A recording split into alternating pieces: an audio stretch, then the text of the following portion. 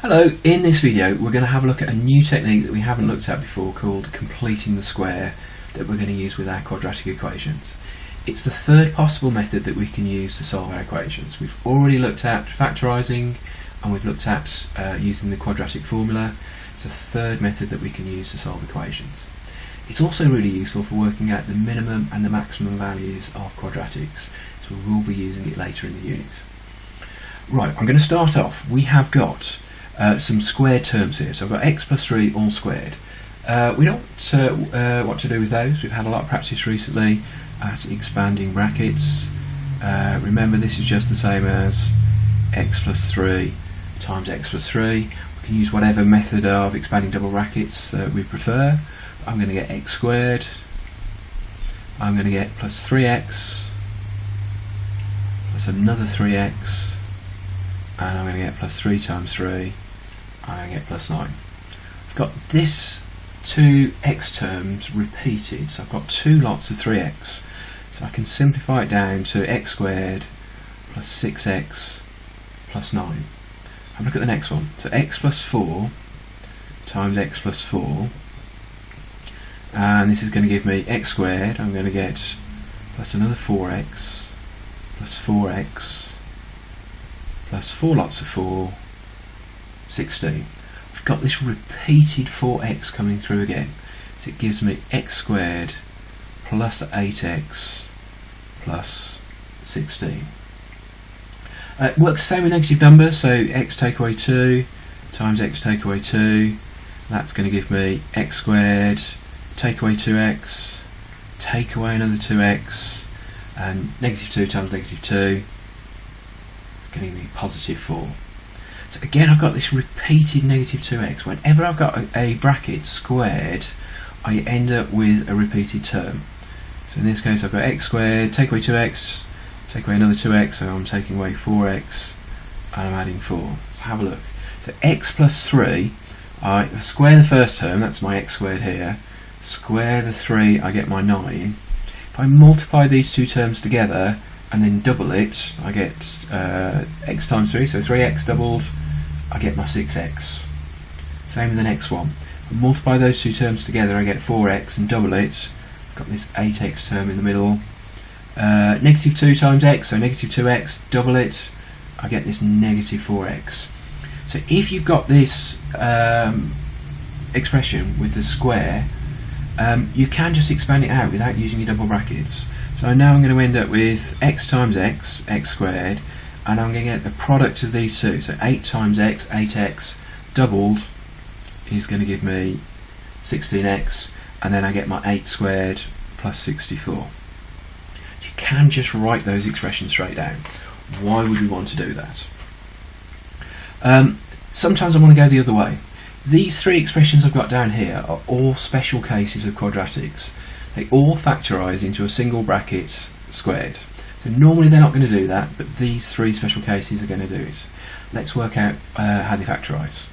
So I'm looking for two numbers that are going to multiply together to give me 1, but they're going to add together to give me 2. So that's going to be 1 and 1. So it's going to give me x plus 1, and then I'll be multiplying by x plus 1 again. So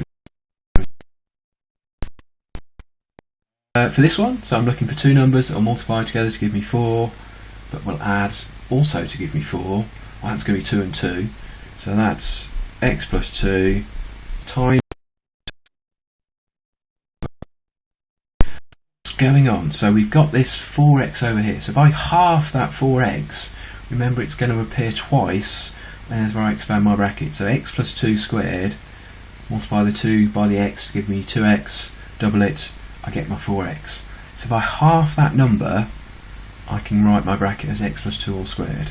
Let's have a look at this one at the bottom. So I reckon this is going to factorise as x plus 9 all squared. So I'd get x squared, multiply the two terms together, 9x, I get that twice, so double 9x is my 18x.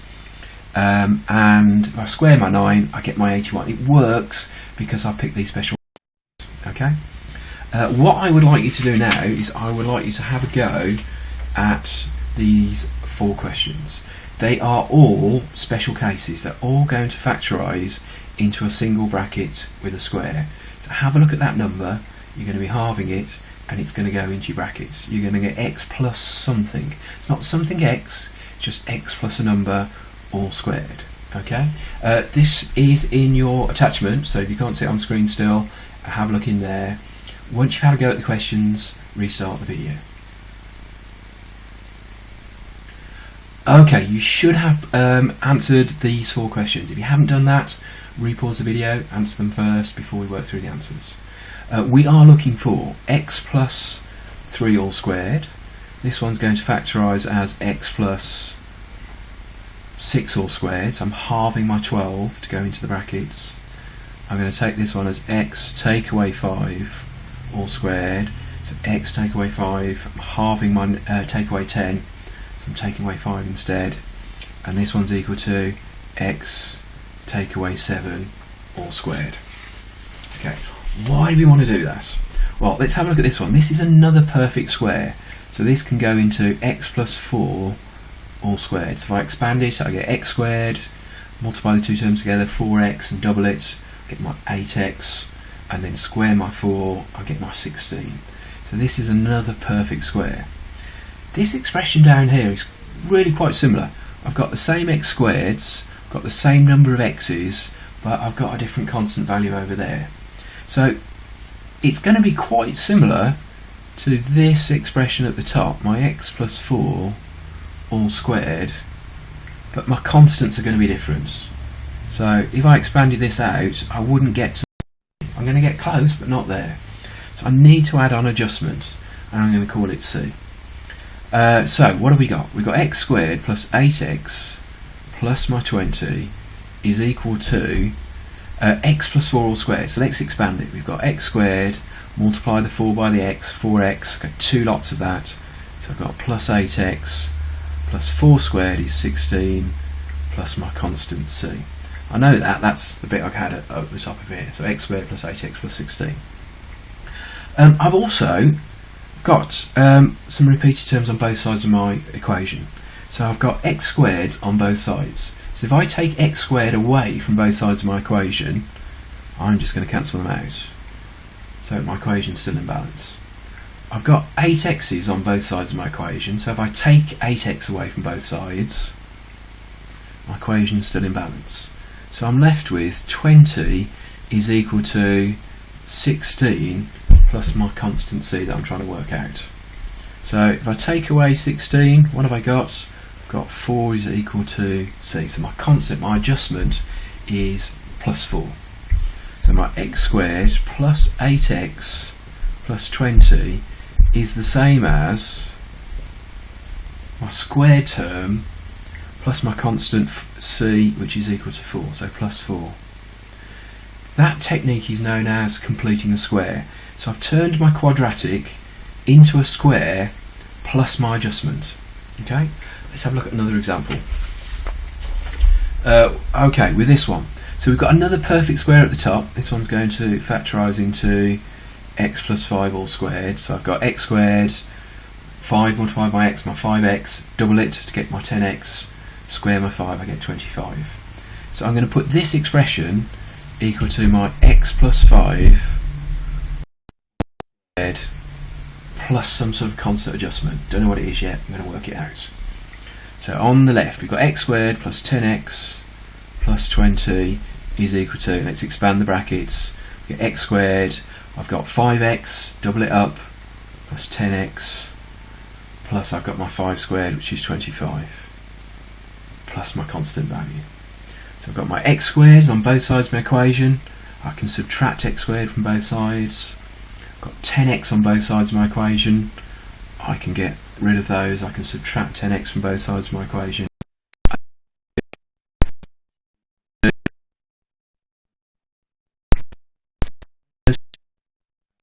Of that plus 25, so I subtract 25 from both sides. 20 take away 25, that's negative 5. 25 take away my 25, that's going to cancel and leave me as with c equals negative 5. So x squared plus 10x plus 20 is equal to x plus 5 all squared, and I'm adding c, but my c value is -5, so I'm subtracting 5. So I've got it equal to a squared value with my adjustment. So I've completed the square on that quadratic. Have a look at one final example. X squared, take away 14x plus 40. I'm going to put this equal to my brackets. I'm going to start off with my x. I know that I'm going to need to take away half of this value here. So instead of taking away 14, I want to halve it. I want to look at x take away 7 all squared. Let's move that over a little bit.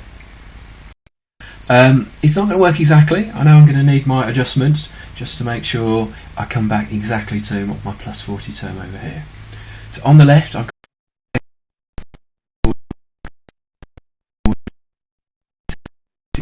brackets x squared. I'm going to multiply these two terms together, get minus 7x, double it up, minus 14x, negative 7 squared, so negative 7 times negative 7 is going to give me plus 49, plus my constant c, which I'm trying to work out. I've got my x squareds on both sides of the equation. Subtract x squareds from both sides of my equation. I'm taking away 14x from both sides. If I add 14x to both sides of my equation, they're going to cancel, and I'm going to be left with 40 is equal to 49 plus c. I don't want to know what 49 plus c is. I want to get rid of that plus 49. So if I take 49 away from both sides, I'm left with 40 take away 49.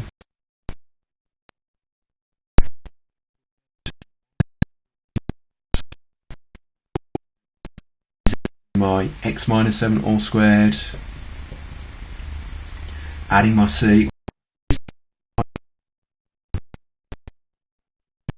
and I've completed the square on this expression. So it's steps I'm going to go through. I'm going to put my x inside my brackets. I'm going to add or subtract half of this number that's in front of my x. So this was negative 14, so I want to subtract half of 14. I'm going to subtract 7. Goes in my square, and I've got that constant adjustment. Once I've expanded my brackets, my x squared terms and my x terms should cancel. The whole reason of putting it like this in the first place is that my x squareds and my x's disappear, and I'm just left with my constant numbers. So I've got 40 here, 49, and c, which is just a constant value which I can solve for. I've then got it into this completed the square format. Right, what I'd like you to do now is get some practice. In the attachment there are a couple of exercises. The first exercise, they've given us the first bit, so we've got the bracket with the squared. We need to work out what this constant is on the end.